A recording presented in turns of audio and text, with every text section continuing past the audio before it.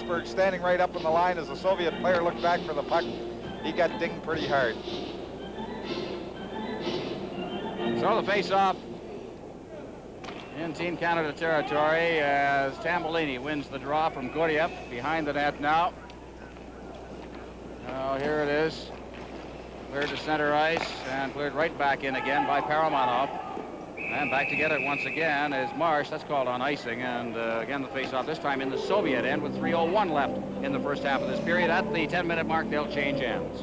Well, I've been impressed with number 3, Fedosov, for the Soviets. He was guilty early in the hockey game of throwing the puck blind out of his own zone. And but since that time, he had an assist on the tying goal that the Soviets had, and he's moved the puck very well out of his own zone. He likes to rush it himself.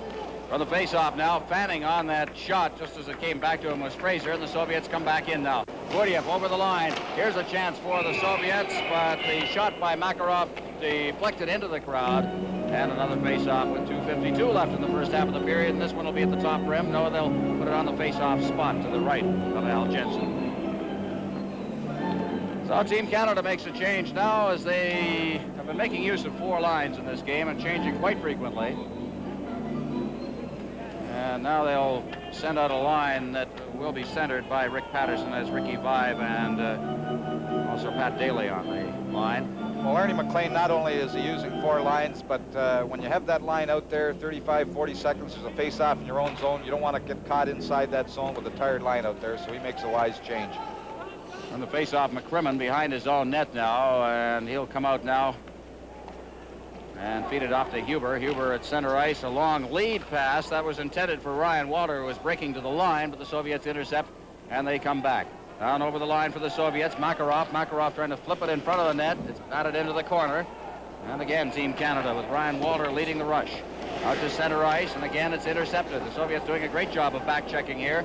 Gurdjieff circling back. Leaves it for Kasatonov. Out to center ice once again. Soviets working to the line. This is Makarov. Makarov takes a shot. He's wide of the net. And against the boards now, Walter throws a check. McCrimmon moves in. Walter pins it in there, and it's held for another face-off. 2-2 tie. Daly and Ramage scoring in the first period. Koshevnikov and Gurdjieff in the second period. And what has happened here?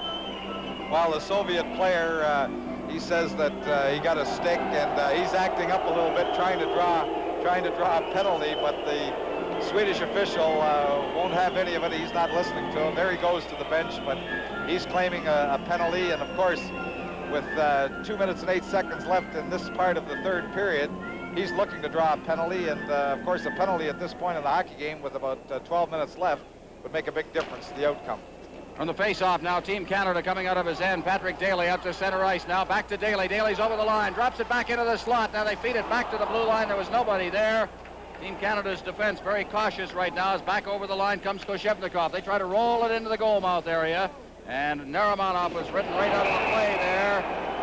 Puck is pinned against the boards. Hard check thrown in there by Patrick Daly. Crowd enjoyed that. No penalty. The face-off will be to the left of the goal. Well, not only was it a hard check, but the Swedish official, he blows that whistle anytime it gets near the boards. He doesn't want a little incident there.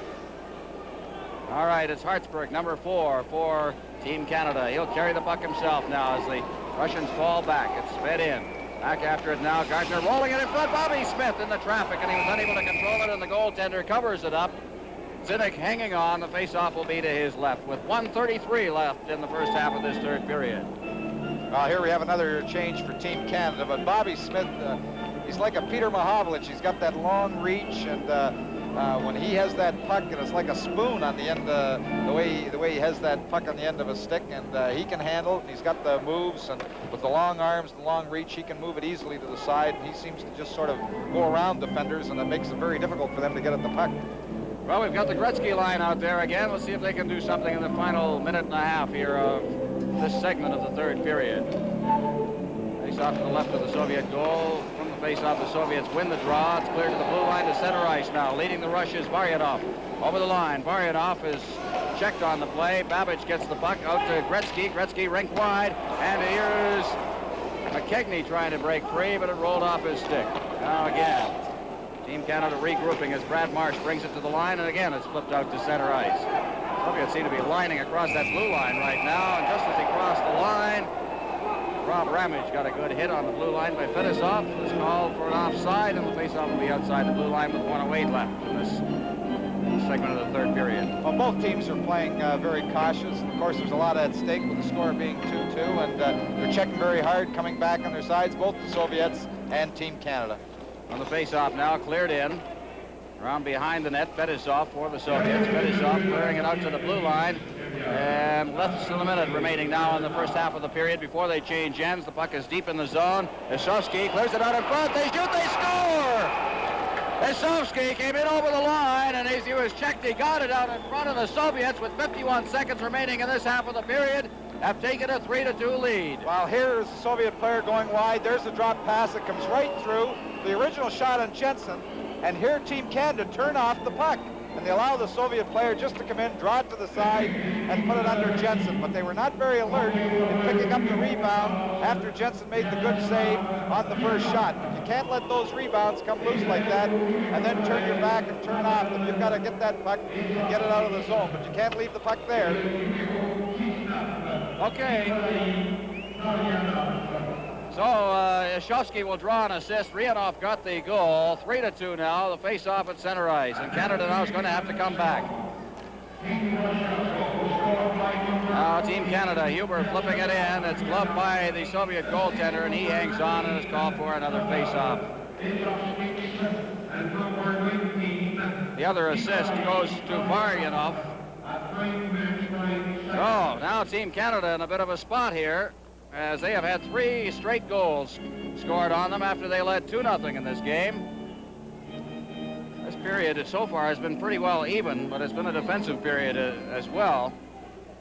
Canada's going to have to open it up. The face-off now inside the Team Canada zone, moving in to try and pick up that loose puck with Schmiel. The puck is cleared along the boards and out to center ice. Huber, rink wide. McCrimmon moving up ice, flips it in at the side of the net. They leave it there.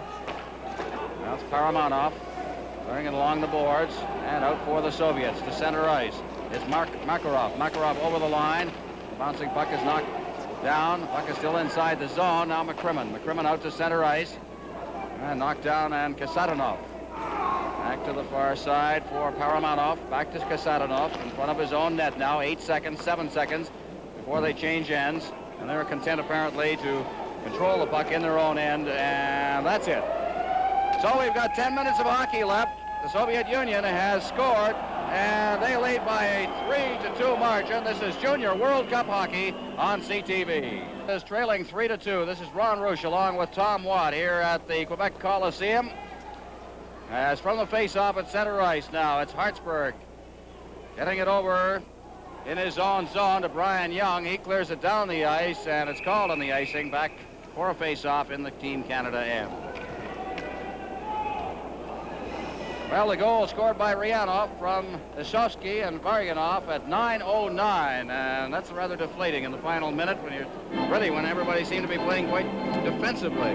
Well, one of the key points of defensive play in your own zone is that you never let the opposition get that second shot, and they were able to get the second shot. Jensen made a good save. The rebound came out, and he was really at the Soviet player's mercy on the rebound. Now from the face-off, going to the corner after it. It's Kokri out in front, and fanning with it there was Koshevnikov against the boards. Gersimov, number 16, in close quarters along with Nerimanov. Comes out to center ice. Circling with it and coming back is Zubkov. He drops it off. Now it's Nerimanov. Nerimanov, number 10 for the Soviets, handling to the line. He's over offside, and back out to center ice it'll come. Well, not only Team Canada, but the Soviets, now that they have that 1-goal lead going in the last 10 minutes of the hockey game, they're making the quick changes now. And when you have that goal lead, you never want to get caught out there, especially in the last stages of the game with anybody that's a little tired. So you make the quick change. You try not to make the mistake. You never get caught with people out there that are too tired so they can't get back and do the job defensively. Well, the crowd here, 6,780, exhorting Team Canada to get a goal and get back at least into a tie in this hockey game. It's from the face-off now. It's back down into the Soviet end. Fetisov around the boards to the far side is banged off the boards, and the Soviets will start out.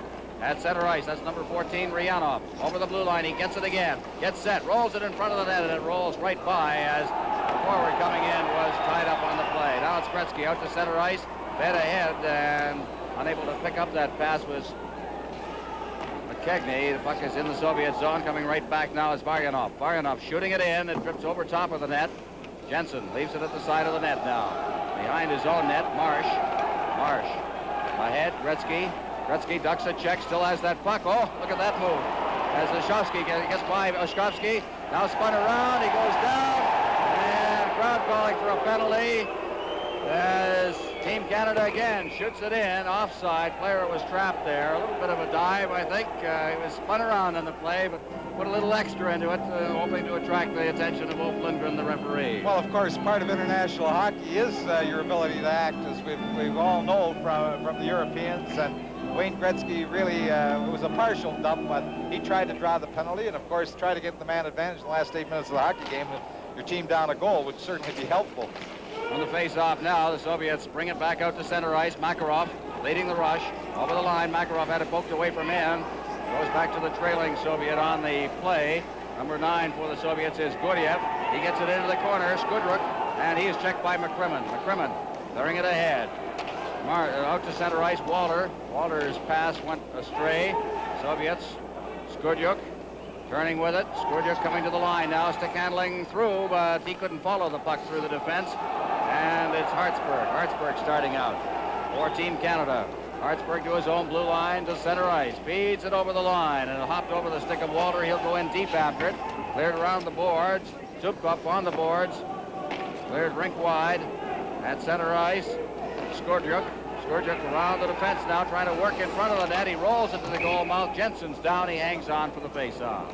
Well, Skurdjieff has really played a pretty good hockey game, and there he shows a little disgust. He felt he was dumped as he went behind the net by Hartsburg, but he made a pretty good move going wide, trying to cut right in front of the net, and that's what you like to see hockey players do, that as soon as they make that move wide, to go to the net, not going behind the net all the time, go to the net, try to create the opportunity. Even if you can't score, you may create that rebound or a little confusion in front of the net, somebody's going to put the puck home.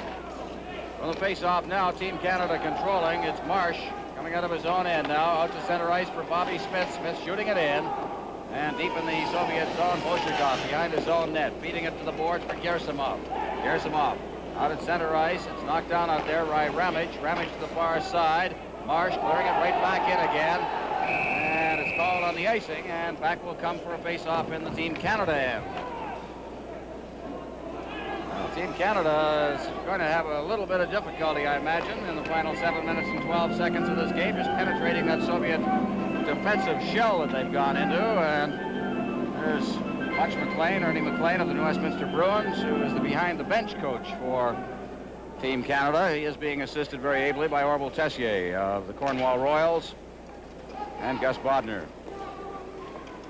The face-off now, out to center ice. Gartner relaying it out there. The Soviets shoot it back to the Team Canada line. Marsh has it. Marsh flipping it in.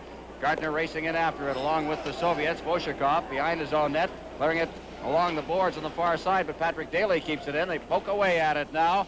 Bobby Smith moving in, and it's poked back out to center ice. Marsh waiting for his mates to get on side, flips it in, and the Soviets just cleared out to center ice once again. And just recovering there as he nearly lost balance was Rob Ramage. He finally shot it back, hooked it back to goaltender Al Jensen, who hung on to it for the face-off. 6:39 left now, 3-2. The Soviet Union is leading. Well, this is about the third or fourth time in this portion of the third period that the Soviets have been able to get a face-off inside Team Canada's zone. And when they control that puck from the face-off, this makes it tough for Team Canada to get any kind of offense rolling. But they've got to try to get the puck in the other end of the barn and get something going to get back in this hockey game. On the face-off again inside Team Canada territory. And Gretzky from the face-off controls it, brings it to the blue line now, circling away from the checking, controls the puck again as he kicked it ahead, then flipped it over the blue line. Here's a shot right on, taken by McKegney, and Tishnik down on his knees to make the first really tough save he's had to make in this half of the period. Gretzky facing off against Varyanov. Varyanov a little anxious there from the face-off now. Gretzky goes after it in the corner. It's chopped back to the blue line. Hartsburg had trouble as he partially fanned on it. It's poked out to center ice by Oshkovsky. Over the line now, and the Soviet forward ran into the linesman. That was Ryanov. And now the puck is cleared back out to the center ice area. Here's Gretzky going over the line. Gretzky 2-on-1. Gretzky getting set, and him again. That's the second time that Fedosov has taken it away from him. as he tried to make that little deke, and Fetisov just simply would not go for it. Well, Wayne Gretzky's a little upset with himself. He had time to pass the puck to Babbage early. Then the defender got in the way, and he didn't trust making the pass. He tried to draw it to the side, wait till the defender went by him, get his shot away, but he wasn't able to control the puck and get the shot. He's a little upset with himself, but Wayne Gretzky is certainly an exciting hockey player and a dangerous hockey player every time he's got the puck, and I think we may see some heroics for him before this hockey game's over with. From the face-off now, back to the point. Ramage takes a shot, and that just drifts wide of the net, deflecting. Now bringing it out to center ice for the Soviets. It's Skurchuk. He gets it over the line, but Team Canada coming right back up now. Walter along the left board, shoots it in, race for the puck as Schmiel goes in. He can't reach it before the Soviets control and shoot it down the ice. And going back for it now, no icing on the play as they wave it off. Brad Marsh behind his own net, starting out. Feeds it to Ramage. Ramage at center ice for Team Canada. He'll shoot it in now as Team Canada breaks in. It goes around the boards to the far side. Walter trying to get it out in front. Here's a shot from the point. It's loose in front. And Ramage was unable to get it right through the defense. Here's another shot, and blocking it in front is Paramanov. Now the Soviets come out. At center ice, it's Makarov. Makarov to the far boards. Makarov still with that puck. Now flips it rink wide, chases it in himself, feeds it in front. It's intercepted, and coming out is Brad Marsh now. Marsh at center ice, flipping it through the defense, cutting in around the defense, and going in is Patterson. And it's called offside, and we'll have a face-off outside the blue line. Well, the little deflection just in front of the blue line caused the offside. It was a very close play. The fans not too happy about it. But Team Canada pressing their passes a little bit, trying to get that breakaway pass. The breakaway man was going to tie this hockey game up, but it was unfortunate, just a stride offside on the deflection. So the face-off will be on the spot at center ice now. Bobby Smith facing off against the Soviets. Alexander Koshevnikov from the face-off. The Soviets control. Coming down to the line is Naramanov. Now one man back as he tried to get around Hartsburg. Hartsburg chases him into the corner, and it's Daly. Daly digging it out now. Daly with the line, feeding it straight up ice. Bobby Smith trying to control it. Unable to, is circling back into his own end now. It's Naramanov. Naramanov dropping it off. It's cleared to center ice. Hartsburg stick handling his way past one man, but now moving up over the line is Naramanov. Naramanov over to this side. Gersimov, and he shot it across the goal mouth, but right past Naramanov. The Soviets still have it, however. Koshevnikov going around the net, rolls it through the goal crease, and there's nobody there. Naramanov out to the point now. Zubkov makes a good move, works to the corner. Zubkov being checked on the play. He gets behind the net. Hartsburg fights off a check. One hands the puck and brings it out. He goes down. Line, it comes offside, and it'll be brought back out for a face-off outside the Soviet line. Well, the fans aren't too happy with that play. They feel that Hartsburg was really dumped and interfered with, but with 4:12 remaining in the hockey game and a one-goal game, it's like Hudson's Bay rules. You'll have to hit them right over the top of the head with your stick before they're going to call a penalty. They're going to allow quite a few things to go in such a tight game as this. Well, they've managed to throttle Wayne Gretzky and his group so far this game. Let's see what happens on this particular shift. It's from the face-off now. It's over the line in Team Canada territory. Making a check along the boards was McKegney, but it's fed deep into the Team Canada end where Brad Marsh has it behind his own net. Marsh stick handling his way to the blue line ahead for Gretzky, and he couldn't knock it down. Gretzky bats it down over the blue line. Going after it as Gretzky, down goes the Soviet player, and it's called for a face-off in the Soviet end. I believe to the right of the Soviet goaltender, Alexander Tizhnik. Well, this is a very important face-off with 3:49 remaining in the hockey game. If Team Canada can control this face-off, gain possession of the puck, this Gretzky line is very dangerous anytime they're inside the blue line. On the face-off now, Gretzky rolled it into the slot with nobody there as Babbage was turned around on the play. Babbage wrestled to the ice in front of him, penalty. And Babbage was very, very upset, but I hope he controls his temper here. He shoved Fetisov. Holding will be the call, and Team Canada has its opportunity. Well, he did control his temper, and fortunately the official made the signal early so that he saw there was going to be a penalty to the Soviet player. He controlled his temper because he really was taken in hard to the boards. We're going to see it here, but it was very important. Here is the Soviet player taking Babbage to the boards. There he's getting that hand and fist a little high, taking him in with his head into the glass. There you see the official. Babbage, oops, that's my helmet you pushed there. He's going to come back, but fortunately he held his temper. Team Canada has the man advantage with 3:41 remaining. There it is, 16-19 Fedosov for holding. Now this will get the crowd on the edge of its seats now as the Gretzky line, I think, will remain out there. Not Fedosov, by the way, it's Osofsky. One thing I can't understand is why the face-off is outside the blue line at this point. The infraction occurred and inside the blue line, and why it isn't in there is a mystery to me. Really, the face-off should be in the far corner. Gretzky's trying to figure it out himself, and he sort of waved his hand at the referee, but to no avail, as Ramage now has it from the face-off. Huber over the line now, working into the corner. They're right out in front. Ramage just shot it wide. McKechnie going in the corner after this hill there for the face-off. This time for the keeper of the Soviet end. What a chance for Ramage. Well, I like that Tony McKechnie. Babbage, of course, had the shot in front of the net, but Tony McKechnie is a hockey player who digs in the corners. He gets possession of that puck. He can make the good pass. He's an unselfish hockey player, and he's been setting up both Gretzky and Babbage. He's a real good digger and can get that puck loose.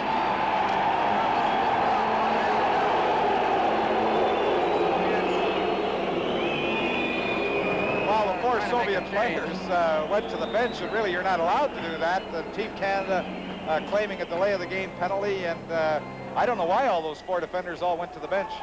All right, from the face-off, Gretzky again tries to control it. It's golfed down the ice by the Soviet defender.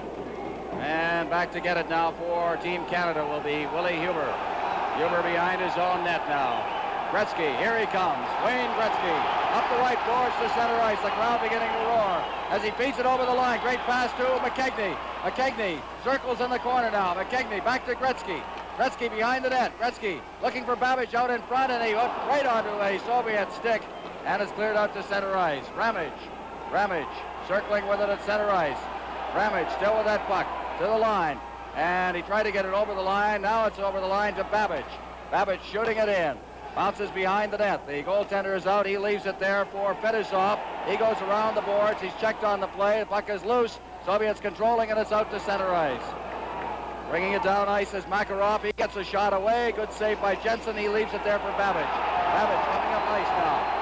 Babbage leading the rush. Babbage down over the line. Babbage tried to go around the defense. The defense checked him. Still inside the zone. Gretzky after it. Gretzky in against the boards. Gretzky back out to the point now. Ramage keeping it in. The shot. Here's Ramage again, and he drifted it wide. On the far boards, Huber. Trying to find a man now. Goes rink wide to Ramage. Ramage shooting, and it's blocked by the defense and cleared out to center ice by Fedosov. 20 seconds left in the penalty. Behind his own net, that's Huber. Leaving it there. Around the net, and coming out is Bobby Smith. Smith at center ice. And they have called what has happened here. Too many men on the ice, I believe. Let's see. They've blown the whistle. They've blown the play dead.